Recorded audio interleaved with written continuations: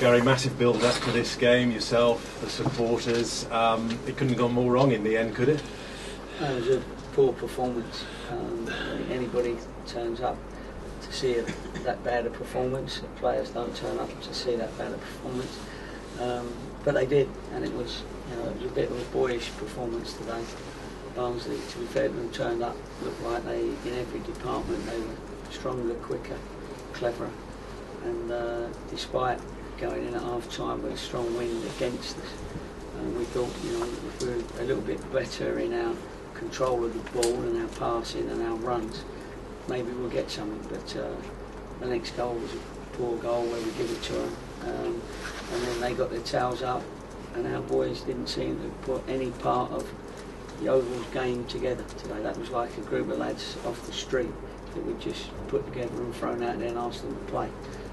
So very, very disappointing, because that's probably our worst all-round performance, both halves. We've had some bad first halves, we recovered and vice versa, but today that was our worst performance, and myself, Terry and Darren are going to have to do quite a bit to bring them round and get them back to where they should be if they want to stay in this division. Of course, it's every game you lose it looks more difficult, but until it's mathematically not possible, and it's certainly mathematically possible, but if we play like that, then we'll be bottom line a million miles.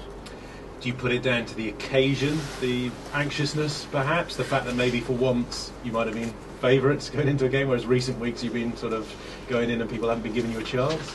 It could be, but there'd be a million things. I mean, we just didn't do a thing. We didn't win any 1v1 battles.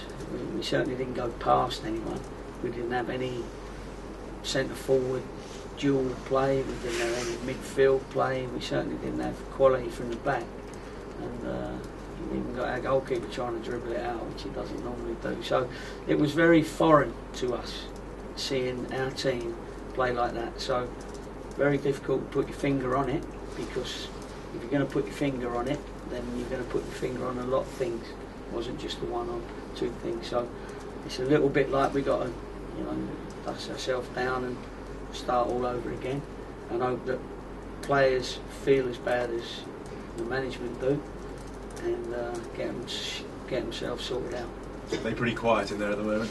Well, they're very quiet. I'd rather they come in punching each other and fighting, and because then I would have seen maybe there's a bit of spirit there. But they're all sort of nice lads, and unfortunately they were too nice to Barnsley lads today and just let them walk past them, through them, over them, round them, and that's what happened today. Now that doesn't happen many times against us, but today we looked at the bottom of the league team, and we're going to need to shake them out of it in some way.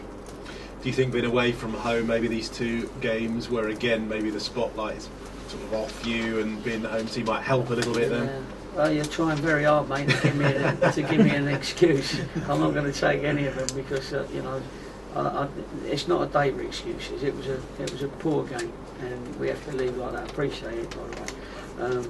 And the only good thing about today is that probably half the gate didn't have to pay for their ticket today. Thank Christ for that.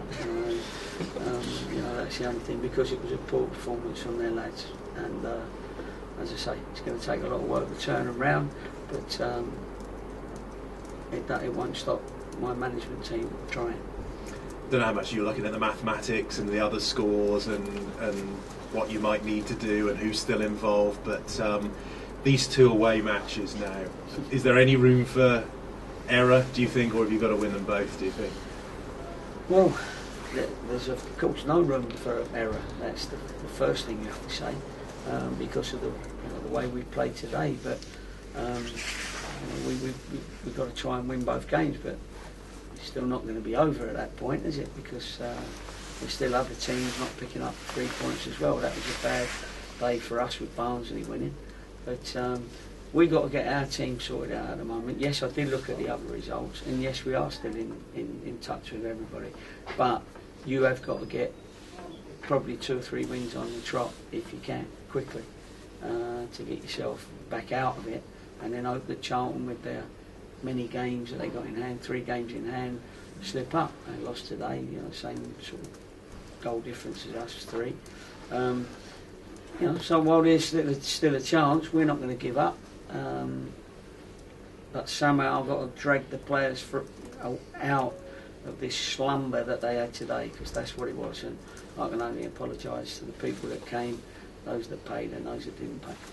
Yeah, normally they'd like to see you come out and applaud the fans afterwards, but I think you got down the tunnel pretty quickly today. Was that out of just disappointment, really, of the team's performance? Well, nobody feels like clapping you when you've lost like that. Do you know what I mean? So I'm one that appreciates the crowd. They know that. I'd say that more than most managers. Of course, when we win, it's easy to go around and thank everybody, and people know I thank them. I thank them in the programme. I thank them on the radio. I thank them in the newspaper. Nobody does it more than me. So you know, it's not something. It's something that I do, and I have to wait for them to come in, get my thoughts together, because I need to get into them a little bit when they've come in from a defeat or a bad game, and that's what I do. I wait for them, and I let them all get in there, and then we have to give a few home truths.